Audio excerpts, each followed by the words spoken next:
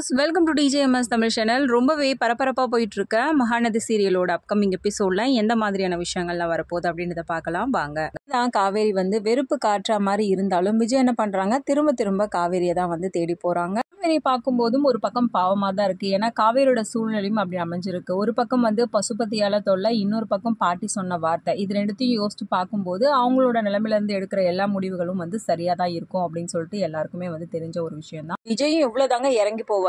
முடிஞ்ச அளவுக்கு என்ன பண்றாரு, இறங்கி போய் அதுக்கப்புறம் காவேரி கிட்ட பேசினாலும் சொன்ன ஒரு வார்த்தையால காவேரி என்ன பண்றாங்க, அவங்க லிமிட்டை தாண்டாம அதே நிலையில இருக்காங்க. எவ்வளவுதான் இறங்கி போக முடியும் அப்படின்னு நினைச்சு என்ன பண்றாரு, கடைசியா காவேரி மேல கோபப்பட்டு எனக்காக நீ யோசிக்க மாட்ட, உன்னோட குடும்பத்துக்காக மட்டும்தான் நீ எப்பவுமே யோசிச்சுட்டு இருக்க அப்படின்னு சொல்லிட்டு என்ன பண்றாரு, அங்கிருந்து கோபத்தோட கிளம்பிடுறாரு. அவர் நினைக்கிறதும் ஒரு பக்கம் நியாயமான ஒரு விஷயம் தான். ஆனா என்ன பண்றது, காவேரி எல்லா உண்மைகளையும் சொல்லிட்டா திரும்ப குடும்பத்துக்குள்ள பிரச்சனை ஏற்படும் அப்படின்னு சொல்லிட்டு எல்லா கஷ்டங்களையும் தானே தாங்கிட்டு எந்த ஒரு உண்மையும் சொல்லாம இருக்காங்க. விஜய் கிட்ட இருந்து மறைக்கவும் செய்யறாங்க. இப்படி கோவமா பேசிட்டு போனதை அடுத்து இந்த பக்கம் காவேரியால மனசு தாங்கிக்கவே முடியல. ரொம்பவே வருத்தப்பட ஆரம்பிக்கிறாங்க. ஏன் கடவுளே என்னை இப்படி சோதிக்கிற, ஏன்னா என்னோட சூழ்நிலை யாருக்குமே வரக்கூடாது, பார்க்கணும், அவர்கிட்ட பேசணும் அப்படின்னு சொல்லிட்டு நினச்ச உடனே அவரை என்னோட கண் முன்னாடி கொண்டு நிறுத்தினா. ஆனால் இப்போ இந்த மாதிரி ஒரு சூழ்நிலை இருக்குது. என்னால் அவர்கிட்ட பழையபடி பேசவும் முடியல, பேசாமல் இருக்கவும் முடியல அப்படின்ற மாதிரி தன்னோட வருத்தத்தை மனசுக்குள்ளேயே கடவுள்கிட்ட சொல்லி புலம்புறாங்க காவேரி. ஒரு பக்கம் சாரதாம்மா என்ன பண்ணியிருக்காங்க, கோவிலில் உட்காந்துட்டு இருக்க விஜய் காவேரி இவங்க ரெண்டு பேரையும் பார்த்துட்டு வீட்டுக்கு போயிடுறாங்களா. ரொம்பவே கோவத்தோட உள்ளே போகிறாங்க. உள்ளே போனதும் பார்த்தீங்கன்னா சிறு சிறுன்னு இருக்காங்க. என்னாச்சுமா, ஏன் ஒரு மாதிரியா இருக்க அப்படின்னு சொல்லிட்டு கங்கா ஒரு பக்கம் கேட்க, இன்னொரு பக்கம் பாட்டியும் கேட்க ஆரம்பிக்கிறாங்க. என்னாச்சு சாரதா, ஏன் ஒரு மாதிரியா போன, கோவிலுக்கு தானே போறேன்னு சொல்லிட்டு போனேன், அதுவும் அவங்களோட தானே போனேன், அதாவது அவங்களோட பிரச்சனையா அப்படின்னு சொல்லிட்டு நம்ம பாட்டி கேட்குறாங்க. அதெல்லாம் ஒன்றும் இல்லை அப்படின்னு சொல்லிட்டு என்ன பண்ணுறாங்க, அப்படியே கோவத்தோட இருக்காங்க. என்னாச்சுமா, அப்போ என்னன்னு சொன்னாதானமா தெரியும் அப்படின்னு சொல்லிட்டு என்ன பண்ணுறாங்க, ரொம்பவே கோவத்தோட இருக்கிற சாரதாம்மா கிட்ட கேட்குறாங்க கங்கா. தான் இப்படி இருக்கா அப்படின்னு சொல்லிட்டு சொல்றாங்க. ஒண்ணுமே புரியல கங்கா பாட்டிக்கு. என்ன பண்ணாமா அவ அப்படின்னு சொல்லிட்டு என்ன பண்றாங்க, கங்காவும் கேட்குறாங்க. எவ்வளோ சண்டை சச்சரவு வந்திருக்கு அவளோட வாழ்க்கையில, எல்லாத்தையும் தாண்டி அதுக்கப்புறமா அவளை வாழ வைக்கணும்னு சொல்லிட்டு தாண்டி நான் முடிவெடுத்தேன். அதுக்கு என்னம்மா அப்படின்னு சொல்லிட்டு கங்கா கேட்க, அப்புறம் அந்த விஜயோட அவங்க பாட்டியும் சித்தியும் வந்துட்டு போனாங்கல்ல, ஆமாம்மா அதுக்கு என்ன இப்போ சொல்லுங்க.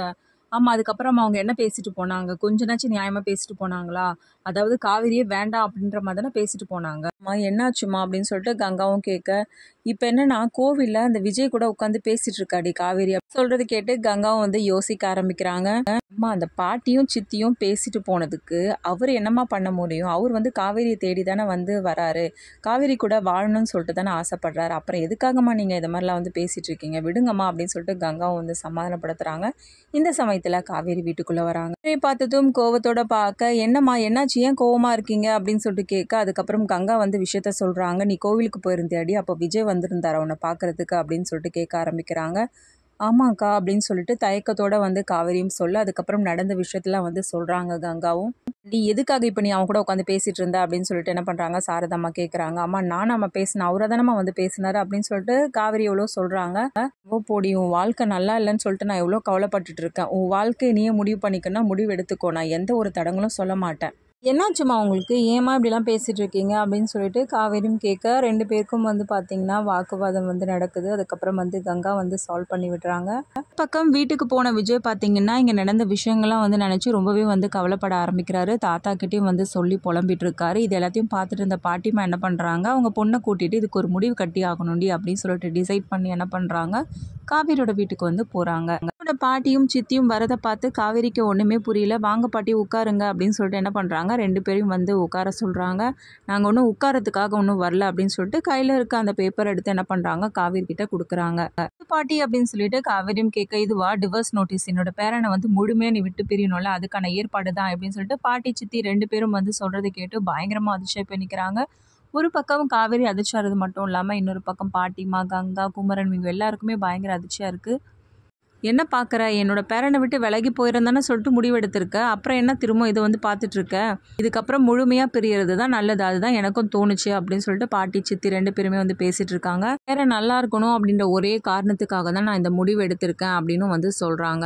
அம்மா இப்போ உங்கள் பேரனை என்ன பண்ணிட்டாங்க, எதுக்காக இப்படிலாம் நீங்கள் பேசிகிட்டு இருக்கீங்க அப்படின்னு சொல்லிட்டு பாட்டிமா கேட்க, என்ன பண்ணணும், என் பேரன் ஏற்கனவே நிறைய கஷ்டத்தை அனுபவிச்சுட்டான், இப்போ பார்த்தீங்களா புதுசாக பிரச்சனை வந்திருக்கு, இதுக்கப்புறமும் அவனோட தலை தான் உருள ஆரம்பிக்கும், உங்களுக்கு உங்களுக்கு வேற இப்போ வீட்டு பிரச்சனை போயிட்டுருக்குன்னு கேள்விப்பட்டேன். ஆனால் அதை பற்றி விசாரிக்கிறதுக்காக நான் வரல. அந்த பிரச்சனை முழுமையாக என் பேரனை விட்டு விலகணும், இந்த தொல்லை வந்து இருக்கக்கூடாது, அதனால் வந்து நினச்சி தான் இந்த ஒரு முடிவெடுத்திருக்கேன் அப்படின்னு சொல்லிட்டு பாட்டி வந்து சொல்கிறாங்க.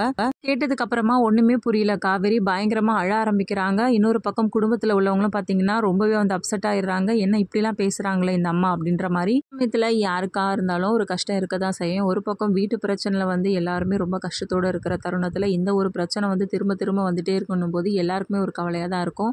அதே மாதிரி தான் காவேரிக்கும் காவேரி குடும்பத்தில் உள்ளவங்களுக்கும் இருக்குது. இதுக்கு உங்கள் பேரை சம்மதிச்சிட்டா போலையா அப்படின்னு சொல்லிட்டு பாட்டிமா கேட்க, அதெல்லாம் சம்மதிச்சிடுவான், நீங்கள் ஃபஸ்ட்டு கையெழுத்தை போட்டு கொடுங்க, அதுக்கப்புறம் அவனை எப்படி சம்மதிக்க வைக்கணும்னு எனக்கு தெரியும் அப்படின்னு சொல்லிட்டு பாட்டிமா ரொம்பவே வந்து இது ஆஷா பேசிகிட்டு இருக்காங்க.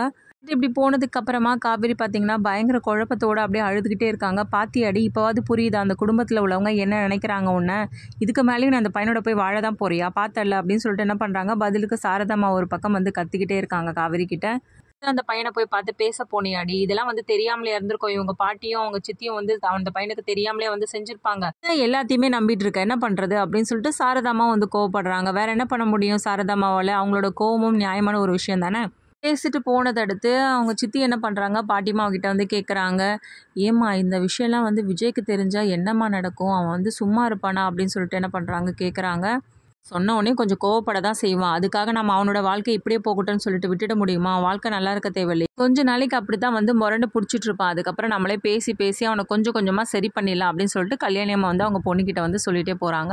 ஒரு பக்கம் ரொம்பவே மனசுடைஞ்சு போய் உட்காந்து அலறதை பார்த்து கங்கா என்ன பண்ணுறாங்க, சமாதானப்படுத்த வராங்க. நீ ஒன்றும் அழாதடி, நம்ம வேணா விஜய்கிட்ட எல்லா விஷயத்தையும் சொல்லட்டுமா அப்படின்னு சொல்லிட்டு என்ன பண்ணுறாங்க, கங்கா வந்து கேட்குறாங்க. இல்லைக்கா வேண்டாங்க்கா அப்படின்னு சொல்லிட்டு காவேரி சொல்கிறாங்க. அதே இருந்தால் எப்படி காவேரி, எனக்கு தெரிஞ்சு விஜய்க்கு இந்த விஷயம்லாம் தெரியாது தான், இவங்க 2 பேரும் சேர்ந்து தான் இந்த முடிவெடுத்து இங்கே வந்து பேசிகிட்டு இருக்காங்க. விஜய் வந்து இப்படிப்பட்ட மனுஷன்லாம் கிடையாது, அவரை பற்றி நல்லா எனக்கு தெரியும் அப்படின்னு சொல்லிட்டு கங்கா வந்து சொல்கிறாங்க. எனக்கும் புரியுதுக்கா, விஜய் வந்து சொல்லிலாம் இவங்க சொல்ல மாட்டாங்க, ஆனால் என்ன பண்ணுறது, அவங்களும் யாருக்காக யோசிக்கிறாங்க, அவங்க பேரனுக்காக தானே யோசிக்கிறாங்க. இப்போவே பார்த்தோம்ல, ஏற்கனவே நிறைய பிரச்சனைகளை வந்து அனுபவிச்சிட்டாங்க பசுபதி சைட்லேருந்து. ஸோ திரும்பவும் அந்த மாதிரியான ஒரு பிரச்சனை வரக்கூடாதுன்னு யோசிச்சு தான் அவங்க இந்த முடிவு எடுத்திருக்காங்க. நீ என்னடி, நீ என்னவோ அவங்களுக்கு சாதகமாக பேசிகிட்டு இருக்க, அவங்க வந்து எப்படி பேசிட்டு போனாங்கன்னு பார்த்தல்ல, அதுக்காக என்னென்னவோ வாய்க்கு வந்தபடிலாம் பேசிடணுமா, விடுக்கா, அவங்க சைட்லேருந்து நம்ம யோசிக்கும் போது அது ஒரு நியாயமான விஷயமா தானக்கா தோணும் அப்படின்னு சொல்லிட்டு சொல்கிறாங்க காவேரியும். பக்கம் டிவோர்ஸ் நோட்டீஸை பற்றி அதுக்கப்புறம் என்ன பண்ணுறாங்க, குமரன் நிவின் கிட்ட வந்து சொல்லிட்டு இருக்காங்க. நிவின் இதை கேட்டு ஒன்றுமே புரியல, என்ன நான் சொல்கிறேன், இவ்வளோ நடந்திருக்கா அப்படின்னு சொல்லிட்டு வந்து கேட்குறாரு. ஆமாம் நிவினை, இப்படி பண்ணிட்டாங்கடா, திடீர்னு வந்து டிவோர்ஸ் நோட்டீஸை கொண்டு வந்து காவேரி கிட்ட வந்து நீட்டிட்டாங்கடா, எனக்கு ஒன்றுமே புரியல அப்படின்னு சொல்லிட்டு வந்து ரொம்பவே சொல்லி புலம்பிட்டு இருக்காரு. நான் இவங்க இப்படி பண்ணுறாங்க, இந்த விஷயம் விஜய்க்கு தெரியுமா, அது எப்படிடா தெரியும், விஜய்க்கு தெரிஞ்சிருந்தால் கண்டிப்பாக இதுக்கு சம்மதிச்சிருக்கவே மாட்டாரே அப்படின்னு சொல்லிட்டு குமரன் வந்து ரொம்ப நம்பிக்கையாக வந்து பேசிகிட்டு இருக்காரு. விஷயத்தை பற்றி நம்ம விஜய்கிட்ட சொல்கிறது தானே நல்லது அப்படின்னு சொல்லிட்டு என்ன பண்ணுறாங்க, பேசிகிட்டு இருக்காங்க. வேண்டாம் நிவினே, இந்த விஷயத்தை பற்றி தெரிய வந்துச்சுன்னா அதுக்கப்புறம் பெரிய பிரச்சனை ஆகிடும் அப்படின்னு சொல்லிட்டு குமரன் வந்து தடுக்கிறாங்க நிவின் கிட்ட. பேசுறது எல்லாத்தையும் வந்து யமுனா வந்து கேட்குறாங்க. அதுக்கப்புறம் நிவின் கிட்ட என்னாச்சு, ஏன் ஒரு மாதிரியாக இருக்கீங்க அப்படின்னு சொல்லிட்டு என்ன வந்து கேட்கும்போது தான் அதுக்கப்புறம் யமுனா கிட்டேயும் வந்து விஷயத்த சொல்கிறாங்க. டிவோர்ஸ் நோட்டீஸா, எதுக்கு அப்படின்னு சொல்லிட்டு யமுனா ரொம்பவே ஷாக்கிங்காக கேட்குறாங்க. ஐயோ, இவ டிவோர்ஸ் பண்ணிட்டு வந்துட்டு அதுக்கப்புறம் நம்ம வாழ்க்கை தானே பாதிப்பு அடையும் அப்படின்னு சொல்லிட்டு யோசிச்சு யமுனா என்ன பண்ணுறாங்க, இந்த விஷயத்தை பற்றி நம்ம உடனடியாக மாமா கிட்ட சொல்லி ஆகணும் அப்படின்னு சொல்லிட்டு யோசிக்கிறாங்க. அதுக்கப்புறம் விஜய்க்கு கால் பண்ண யமுனா உங்ககிட்ட கொஞ்சம் பேசணும் அப்படின்னு சொல்லிட்டு என்ன பண்ணுறாங்க, வர சொல்கிறாங்க. எதுக்காக வர சொன்னேன் அப்படின்னு சொல்லிட்டு விஜய் கேட்க, நான் வந்து தப்பாலாம் எதுவும் சொல்ல வரலமா, நான் ஒரு முக்கியமான விஷயத்தை பற்றி நான் பேச வந்திருக்கேன் அப்படின்னு சொல்லிட்டு யமுனா சொல்கிறது கேட்டு விஜய், என்ன திரும்பவும் வந்து காவேரி பற்றி ஏதாவது சொல்ல வந்தியா, அப்படி சொல்லணுன்றா தயவு செய்து கிளம்பிடு அப்படின்னு சொல்லிட்டு கோவப்படுறாரு. ஐயோ இல்லைங்க, நான் சொல்கிறத ஒரு நிமிஷம் கேளுங்க மாமா, உங்கள் வாழ்க்கை சம்மந்தப்பட்ட விஷயம் தான் அப்படின்னு சொல்லிட்டு யமுனா சொல்கிறது கேட்ட விஜய் வந்து யோசிக்க ஆரம்பிக்கிறாரு. என்ன விஷயம் சொல்லு அப்படின்னு சொல்லிட்டு.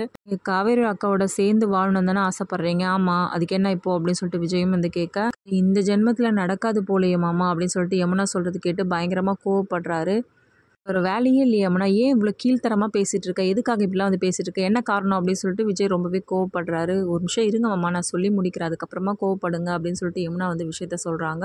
எல்லாத்தையுமே கேட்ட விஜய்க்கு ஒன்றுமே புரியல. நீ சொல்கிறதெல்லாம் உண்மை யமுனா அப்படின்னு சொல்லிட்டு கேட்க, நான் எதுக்காக மாமா போய் சொல்லணும், நீங்களும் அக்காவும் சேர்ந்து வாழ்ந்தா தானே எனக்கு சந்தோஷம் அப்படின்ற மாதிரி பேச, அப்புறம் விஜயும் வந்து யோசிச்சு பார்க்குறாரு. இது வரைக்கும் நடந்த விஷயங்கள் எல்லாத்தையும் வந்து யோசிச்சு பார்க்குறாரு. ஒருவேளை இதுதான் காரணமோ அப்படின்னு சொல்லிட்டு அவங்க பாட்டி பேசின விஷயத்தையும் இன்னொரு பக்கம் வந்து கிட்ட காவேரி எப்படிலாம் வந்து ரியாக்ட் பண்ணாங்களோ அது எல்லாத்தையுமே வந்து யோசிச்சு பார்க்குறாரு. அதுக்கப்புறம் தான் வந்து விஜய்க்கு புரிய வருது, ஓ இது எல்லாத்துக்குமே காரணம் வந்து பாட்டி சித்தி 2 பேரும் தானா, இதனால தான் வந்து காவேரி நம்மக்கிட்ட இப்படி நடந்துக்கிட்டாளா அப்படின்னு யோசிக்கிறாரு. தெரிஞ்சுக்கிட்ட விஜய் அவங்க பாட்டி கிட்ட கோபத்தோட போய் திட்டுறாரா, இல்லை வந்து காவேரி கர்ப்பமா இருக்கா அப்படின்ற விஷயத்த சொன்னாலே போதும் பாட்டி வந்து காவேரி ஏற்றுப்பாங்க அப்படின்னு சொல்லிட்டு ரொம்பவே ஸ்மார்ட்டாக வந்து முடிவெடுக்கிறாரா விஜய். இது எல்லாமே தெரிஞ்சுக்கலாம். அதுக்கு மறக்காம நம்மளோட சேனலை வந்து சப்ஸ்கிரைப் பண்ணிக்கோங்க. கூடவே இருக்க அந்த பெல் ஐக்கனும் கிளிக் பண்ணிடுங்க. நான் போடுற அடுத்தடுத்த வீடியோஸ் உங்களுக்கு நோட்டிஃபிகேஷனில் வரும். ஓகே வியூஸ், தேங்க்ஸ் ஃபார் வாட்சிங் திஸ் வீடியோ.